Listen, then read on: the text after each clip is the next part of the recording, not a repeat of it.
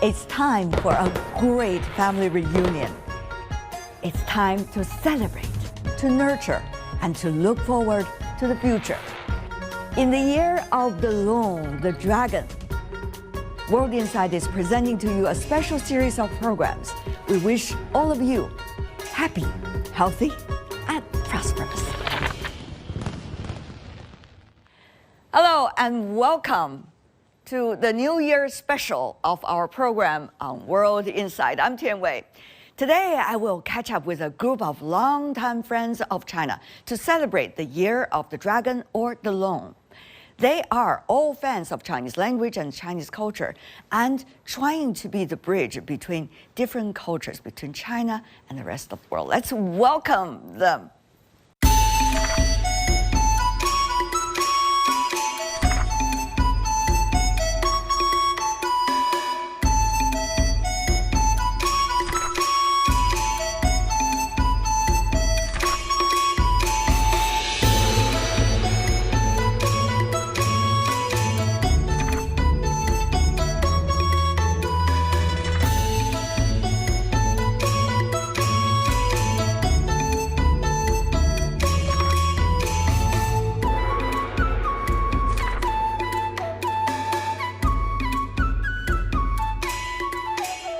Happy New Year to all of you.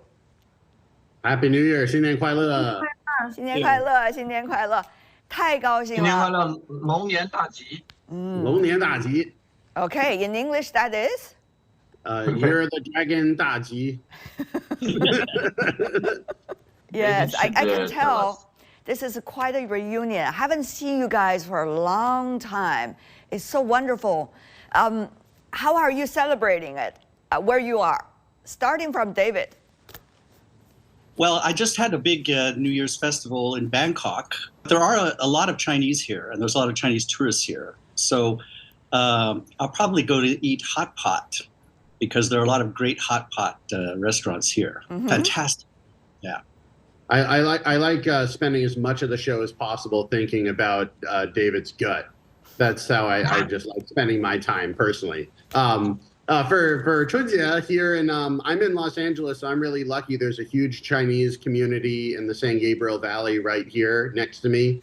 I do a radio show for the local Chinese community, and they invited me to a Chinese New Year, like kind of like a miaohui, like a temple fair without a temple. It's just going to be a fair, and so there's gonna be a bunch of Chinese food trucks.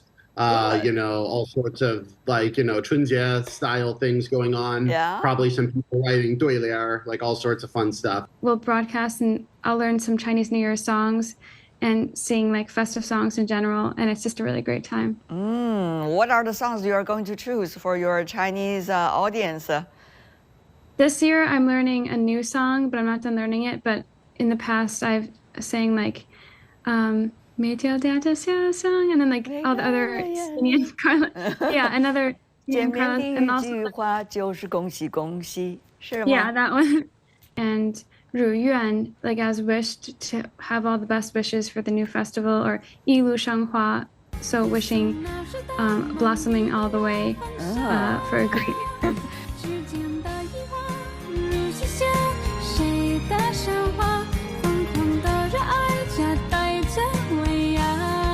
Very Chinese lyrics, I can tell. What about for you, Julian, where you are in Paris? Well, I actually live more in Lille, where I'm from, which is 1 hour by train. It's 200 kilometers from Paris. And we are actually, for the second year in a row, if you remember, last year we had the first miaohui, Jessie just mentioned. We actually... actually my wife is organizing a huge miaohui for the local Chinese community of the whole north of France, which is big. It's 5 provinces, and so we have people from everywhere. We even have people coming from China, from different places in Europe, in France, of course. And so it's Lille. It's in Lille, and we have we're expecting like last year over 1,000, maybe 2,000 people over 2 days. So we're gonna have a lot of Chinese delicacies to eat. even dao xiaomian and a lot of Chinese sweets for the kids because a lot of families, local, Chinese, French mixed, even French families, all very curious coming. It's open to everybody. It's outside. So we talk about food a lot, right? I mean, this is really one of the most important essence of Spring Festival. It's about food. It's not like we haven't had those food before, but just the image of having a reunion with the family and the food. This is really something that we dream of every year. And David, this year is going to be very special because past few years, including last year, even though China opened up after the pandemic, but still a lot of people were sick right after it opened up. So it was not like a real celebration, a whole scale. But this year, going to be very different. Very first year when everybody seems to be healthy and also at the same time really wanted to celebrate. David. Yeah.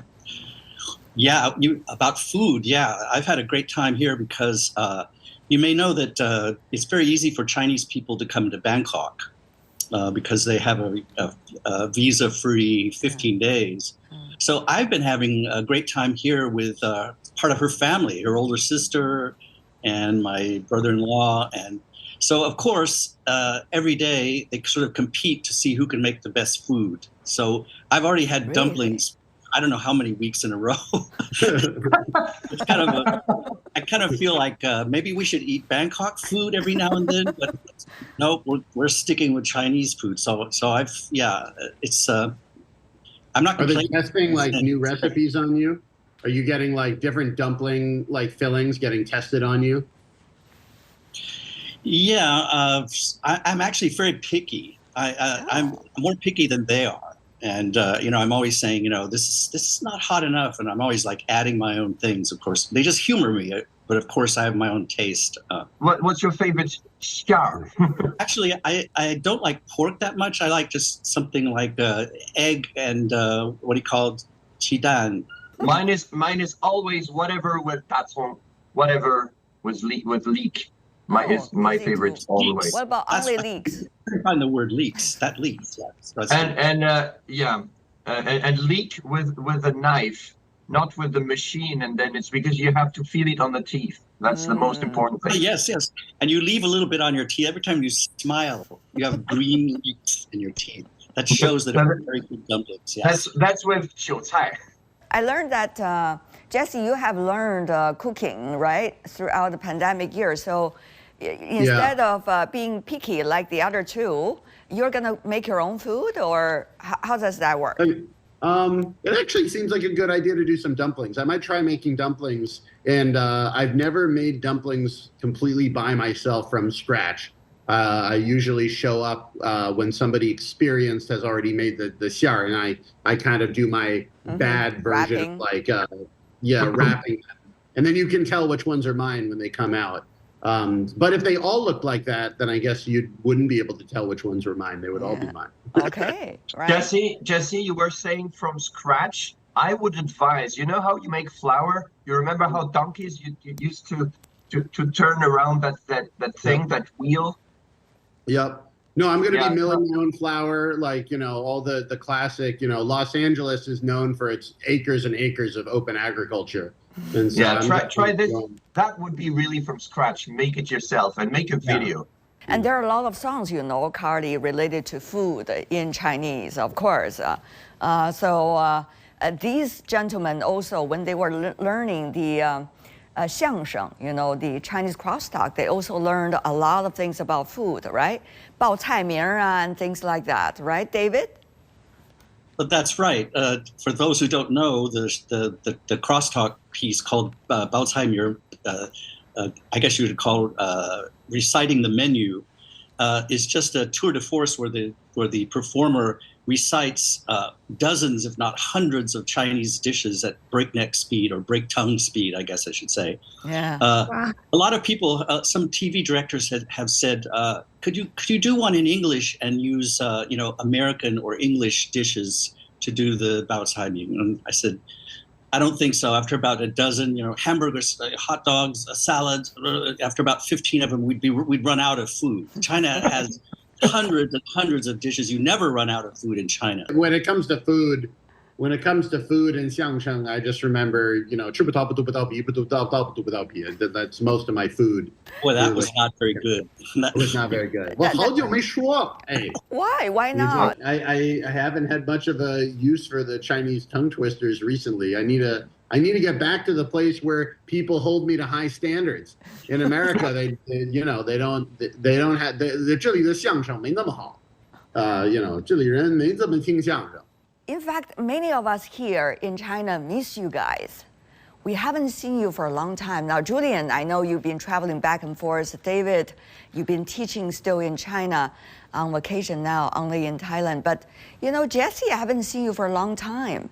And Cardi, you are welcome to come here and join the festival when you can. Oh, yeah, I just got back from China like a week ago. Okay, yeah, okay. Where did you go? And what was it like? I went to Harbin, Hangzhou, and Beijing, and it was really lovely. I loved every minute. Well, because I have some amazing fans in Harbin who like took care of my mom and I, and then we saw the 冰雪大世界, the ice festival, and got to participate in an event there that was really cool, like an influencer event. And then in Hangzhou, I had a small fan meeting and some live performances at a cafe, which was really lovely. Yeah. And got to meet some amazing people.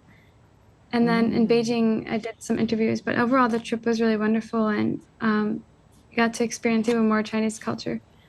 I can tell from the way you introduced your trip, it must be a very fulfilling experience.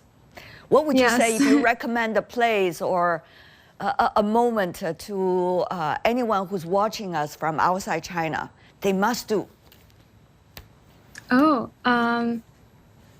go to 冰雪大世界 because it was amazing. Especially, I liked it during the daytime because at night the lights come on, and that's really cool too. But I think in the daytime you can see how every single building is made with ice. I think it's easier to see that clearly, and you can see how like fascinating these giant ice sculptures and castles look. So, yeah, I really think that was a must-see. Oh, sounds wonderful.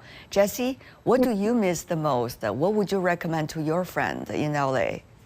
Just like, seeing all the different types of food and just like places, the depth of the culture. There's so much there. I feel like, I finally got to go back for the first time since pandemic. I got to go back in May and June. And I just remember every day being able to meet up with a different friend, going to a different restaurant, enjoying all the good food, all the good tea. I drink a lot of tea. I do a lot of tea content now on the internet here in the West. And so being able to go to Maliandao and to be able to go to Yunnan and all of the different amazing tea places, that was like a big highlight of the trip for me coming back. So it was, there's so much depth of the culture there. Here, sometimes you can find like, one restaurant that does it kind of right, but there you walk down the street and basically you can smash your head against any given wall and you're going to find some really good places to eat and enjoy the culture. How did you like Yunnan? Yeah. Oh, I love Yunnan. Yunnan is the best place on earth. It was beautiful. I spent 12 days up in the Tea Mountains. We took all these long car rides up through these windy mountain roads into these amazing places where they have these just like the best tea in the world. And it's all from these ancient tea trees that have been growing wild there for thousands of years. It's like, you can't buy a tea tree that's 2,000 years old. Like, it's got to be there for a long time. So it was great to be able to meet the farmers and to drink the tea and to eventually bring it back. And I'm selling it on my online shop now. So we're getting that good tea to people out in the all over the world. Yeah. It's time for a great family reunion. It's time to celebrate, to nurture, and to look forward to the future. In the year of the loong, the dragon, World Insight is presenting to you a special series of programs. We wish all of you happy, healthy, and prosperous. So if you get beyond Tianjin or something, it gets pretty exotic to me. But one thing I love is that For Beijing, Beijing is it's thought of as a place where of historic locations and of culture and of the continuity of culture. But actually, Beijing is changing almost more rapidly than any other city. It's spreading, it's getting larger and larger, and they're taking the ancient things, including food, and always tweaking it, always improving it, or always changing it. So if you haven't been back to Beijing in 2 or 3 years, if you come back now, you'll find a lot of new things, new cuisines. Even the old spots that are familiar have been radically changed. So I would say just, if you come to China only once every 5 years, always try to make it back to Beijing. And also places like the Forbidden City, you can see parts of the Forbidden City that you've never seen before. So even the old stuff is expanding and being renewed. So that's my plug for Beijing. How do you see you and your Chinese friends are trying to figure out what's going on and, while at the same time, while digesting, trying to make the best out of the time, try to be hopeful despite whatever is going on? What are some of the wisdoms? What are some of the ways to do it that you have figured out with your Chinese friends? I think part of the fun for me, especially now that I'm back in the United States, is holding on to the things that I really enjoyed doing and the people that I enjoyed spending time with. So I like doing Chinese comedy. I've continued doing that over here in America and in Europe. I went to France. I visited Julian and performed in Paris. Yes, we had some great French food at a wonderful restaurant. Yeah, I still remember that we went down the street from your house to that bakery and just bought a piece of bread and butter, and it was probably the best meal I've ever had in my whole life. Was just eating bread and butter in France. It was so good. And I did shows in Paris, and I found that there were Chinese that were living in Paris, and my life had a lot to do with their lives. I had never been in Paris before, but we all were living this life where we're trying to figure out how to be people that live between China and somewhere else. And so I think that as the world gets a little bit more complicated, that skill of learning how to be the people in between is getting more and more important, and we all have to find our own way to do it. So I'm trying not to give, I'm trying to make sure to focus on the comedy, on the tea, on the food, on the culture, on the people, and all the things that I enjoyed, and kind of move forward in that way. Since you talk about comedy, go ahead, Julian, sorry. No, sorry. I wanted to add, I'm going to get very philosophical here. Be ready, David. He's ready. I see it. Okay. He's ready by not talking. Yeah. I thought she was asking Carly for her opinion, I think. Oh, really? Yes. So David, you're really not letting me talk then. That's your best. That's your best. When have I not let you talk? You just are getting Ding Lao's Jingshen very well. Yeah, Julian, you talk first, and then I go to Carly before I go to David. Yeah. Okay, good. So trying to get philosophical, I think what Jesse said that the world's getting a little complicated. I forgot the term he used, but I think in a way, my father has always been pessimistic about humanity, and if you look at throughout history, the world has always been a messy place. And in the Chinese philosophy, there was always something of. It's also a very pragmatic way. If you look through Taoism, somehow it teaches you, wu ji bi bai. You will not change the world. You always come back to the same cycles. And so instead of trying to change the world the way the Western people always try, which is a beautiful thing, by the way, but just you won't change on the higher scale. You won't change the world really. So just try to change yourself and also enjoy the day. If you've seen that movie Dead Poets Society, and there was that Latin phrase that was being taught by the character Robin Williams was playing, was carpe diem, enjoy the moment, seize the day, And I think that's Chinese people mantra all the time. If you see the Sichuan people, my wife is from Sichuan. If you remember the Wenchuan earthquake in 2008, families who had lost, parents, children, and they were playing cards. They were smiling, they were laughing, they were enjoying life. They were trying to enjoy life the normal way. You would see them laughing. You could not believe that they just loved their closest family members and friends.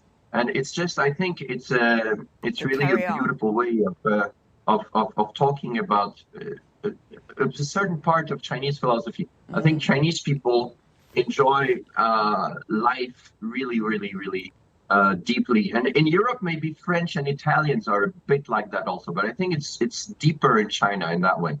Interesting. Carly?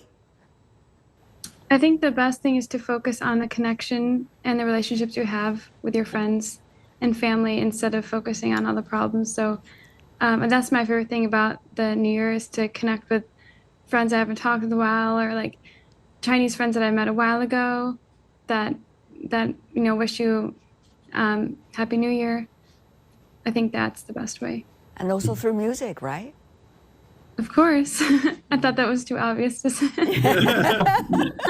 Sorry, my bad. Okay, David.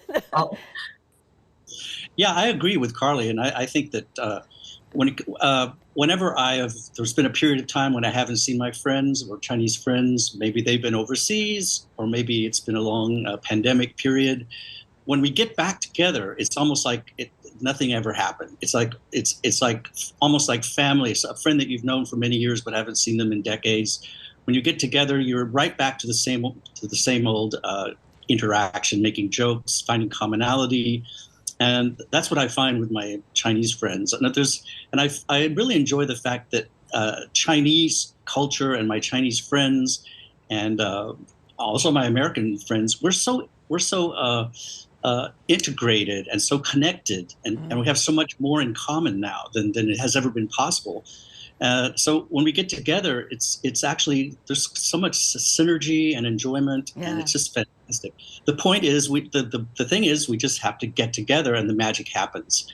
If we're separated and we can't see each other, then there begins to be, all kinds of strife, tension. Once we're in the same room together, it becomes just magic, humor, family. The same things as usual. Yeah, I mean, I was looking at your photos, the photos you sent to me earlier, David, back in the 1980s on the Great Wall, the way you look, a young intellectual, a hippie almost, coming from the U.S. And, that was really... So do you say that he now looks neither young, neither intellectual? Oh, okay, okay. Okay, hey, I have one for you, David. I have one for you. I just thought about it. We just mentioned wisdom. So are you ready? Yes, I'm ready for wisdom. Okay, so wisdom has been chasing you, but you've always been faster. That's a good one. Well, humor has always been chasing you, and it's caught up with you just now. Wow, good one. Very nice. Take that as you wish. If I could ask, would be the best wishes? What would be the best wishes or a gift you would love to share with your friends in China and all over the world? What would you say? I would love to sing a song. 我希望是过的愿望一路升华. I could tell your audience will be fascinated by your song. Thank you so much. Thank you. David? Yeah, I would say that this year, we should remember what the last few years have been and what we've missed. So I would say everyone throughout the world, whether you're in China, whether your family's in China, whether you're overseas, wherever you may be, hold your family, hug them, kiss them, tell them you love them. And, that's the most precious thing in the world, to have them not on a screen, but to have them in your arms there or in your lap or at your dinner table. And I would say everyone should stop for a minute and realize what we went through and what we now have, which is the gift we now have, is that we can now be together again physically. And that's the greatest gift that we could have, and we should take advantage of it. I almost have tears in my eyes when you said that. Me too. But the most important thing is stop being so picky when others are making the dumplings, David. That's my trick. I always try to make food, and they say, "Ha, 你切菜," but they said, "Don't make it." That's the trick. If you show them you can actually cook, then you'll end up cooking. So I always pretend I can't do it. I'm very picky, right? So it's an act. Yeah. It's an act that keeps me from having to actually do the work, and I just get to enjoy the food. Hush, hush, because I use similar practices back at home, so don't say it so much out loud. All right, Julian. So I wish all of you get to the spirit of the dragon fights to get better, and the sky is yours, but of course stay on earth for a while. So I was trying actually to remember the Bao Caiming, you know, and I'm going to try to do it as my end.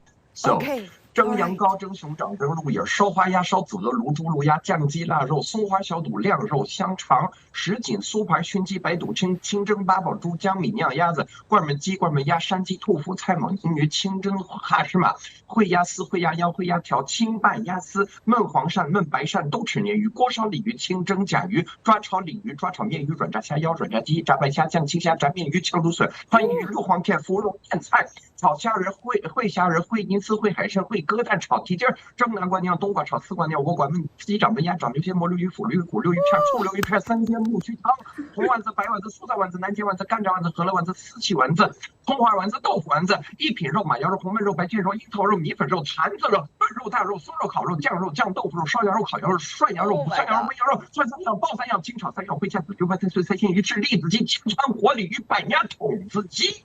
好。哦。Okay. I remember 你不是老外。棒。谁几个？对对。That's all you can eat for the Chinese New Year, not more. Right, that takes about a year, almost.